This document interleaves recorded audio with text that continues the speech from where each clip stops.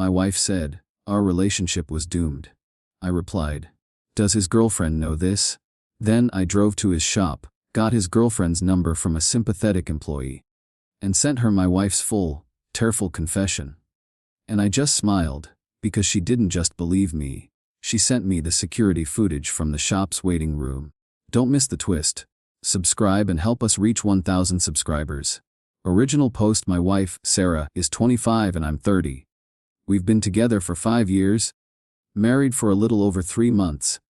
Our relationship has always been the best part of my life. We met in college and were best friends before anything else. The chemistry was always there, the trust was absolute. I thought we were unshakable. About 3 years ago, we hit a rough patch. A disagreement about wanting kids in the future led to us taking a break. We weren't living together then, and after a few painful weeks apart, we found our way back to each other. When we got back together, she confessed something. A male friend of hers, a local mechanic named Greg who often worked on her car for free, had come over to console her. He kissed her. She told me she rejected him immediately, that she was just lonely and wanted someone to talk to. I believed her. I knew she struggled with depression and self-esteem issues, and I didn't think she had any bad intentions.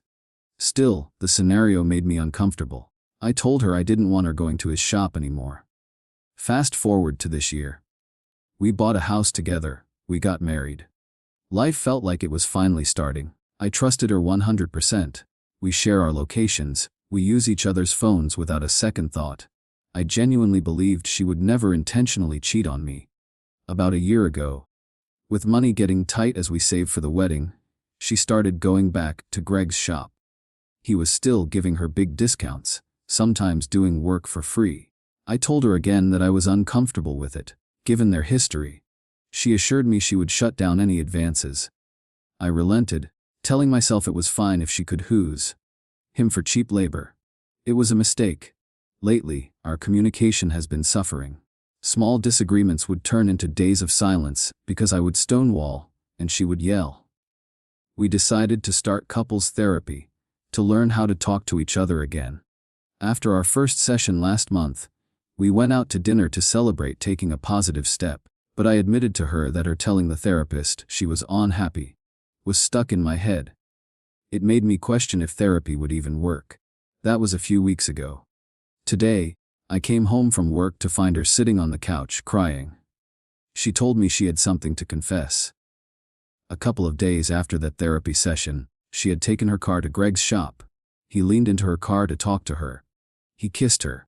And this time, she said, she kissed him back. The world just stopped. The trust I had so carefully rebuilt, the faith I had in her, it all just evaporated. I am glad she told me, but I am completely torn and confused. I love her, but I don't know how to move on from this. Update 1. After Sarah's confession, I told her I needed some space. I spent the night in the guest room. I didn't sleep. I just lay there, staring at the ceiling, the scene replaying in my mind.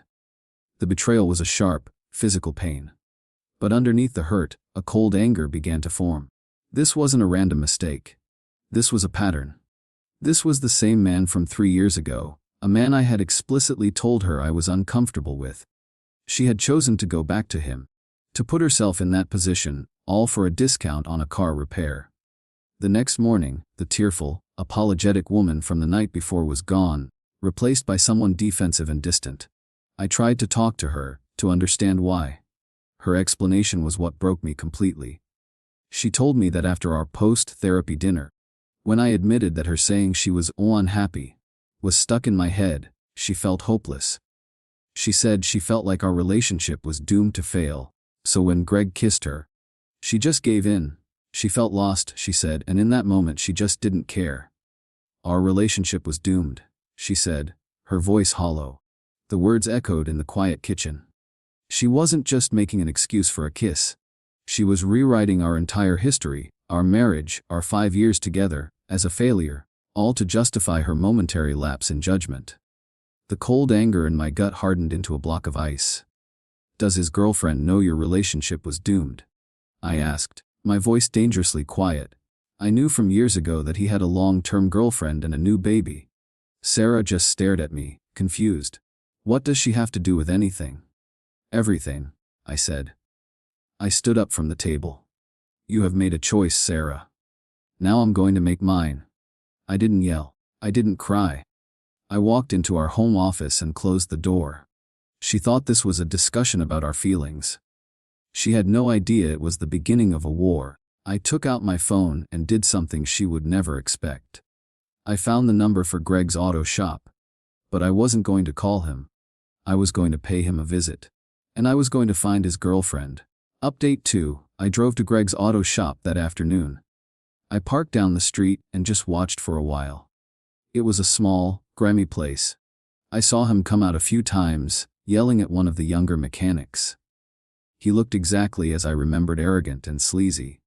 I waited until he left for his lunch break. I walked into the small, cluttered front office. A young woman was sitting behind the counter, looking bored. She was the only one there. I kept my voice calm and friendly. I told her that I was a friend of Greg's girlfriend, Maria, and that I was trying to plan a surprise party for her. I said I had lost her new number, and was hoping she could help me out. The receptionist looked at me, then a small, knowing smile touched her lips. He's a piece of work. Isn't he? She said under her breath. She scribbled a number on a sticky note and slid it across the counter. Don't tell him you got it from me, she said. I thanked her, my heart pounding, and walked out. I drove to a nearby park before I did anything. I needed to be sure. I texted my wife. I need the full, honest truth, Sarah, every detail. If you ever want me to even consider forgiving you, I need it all, right now. Her reply came in a flood of long, tearful text messages. A full, detailed confession of the kiss, of her feelings of hopelessness, of how guilty she felt. It was a pathetic, self-serving narrative, but it was exactly what I needed. I took screenshots of the entire confession. Then, I texted the number the receptionist had given me. Is this Maria? My name is Alex. I am the husband of the woman your boyfriend, Greg, is cheating with. I have proof. I am so sorry to be the one to tell you this.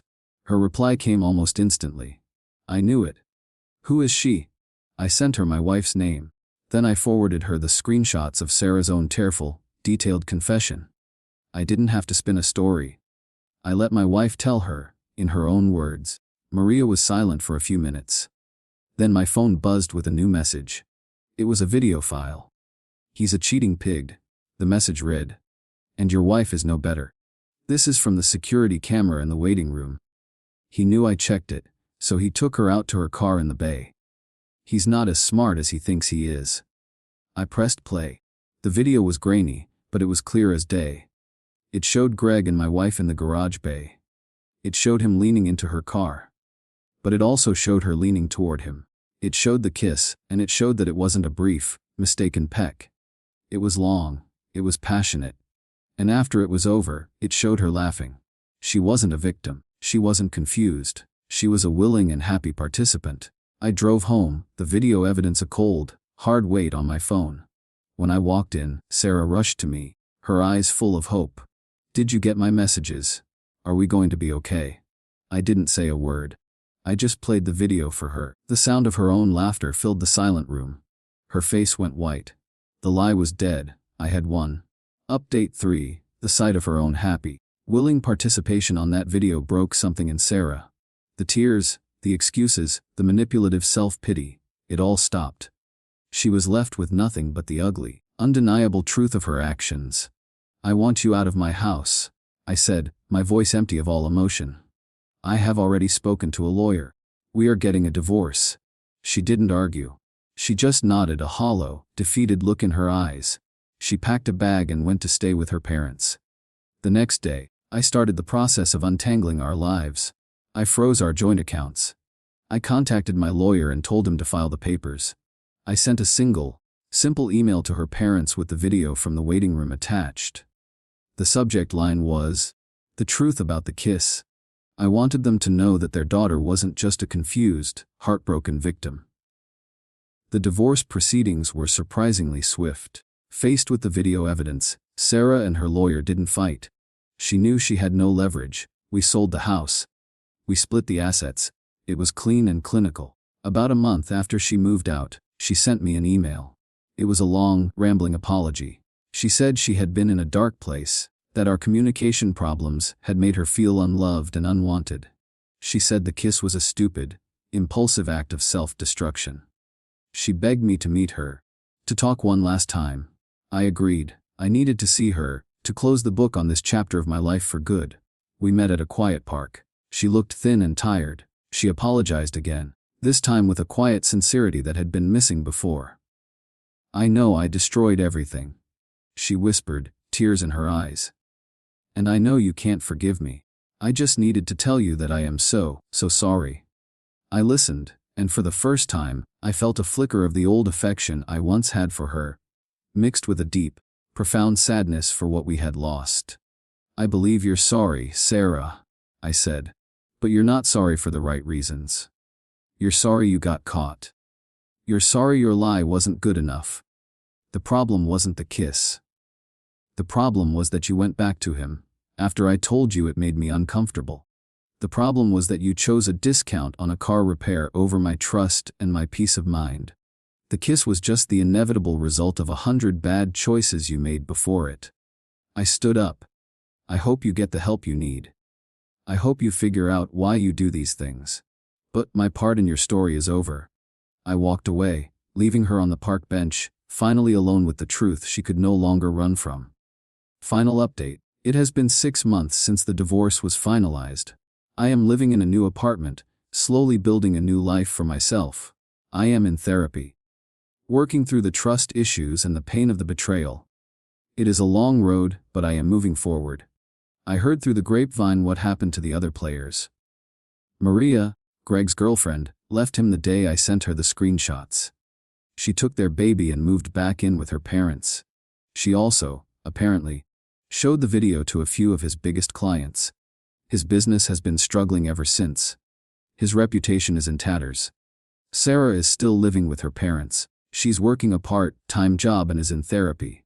I hope, for her sake, that it helps. My revenge was quiet. It wasn't about shouting or causing a scene. It was about using the truth, delivered with precision, to dismantle a web of lies. I didn't just expose an affair, I exposed a pattern of disrespect and deceit. I took away my wife's victim narrative and forced her, and everyone else, to see her actions for what they were. The other day, I took my car in for an oil change at a new, reputable shop. I paid the full price without a second thought. It was a small, simple transaction, but it felt significant. It was a clean slate. No discounts, no history, no lies. Just a simple, honest exchange. And for the first time in a long time, that felt like a luxury,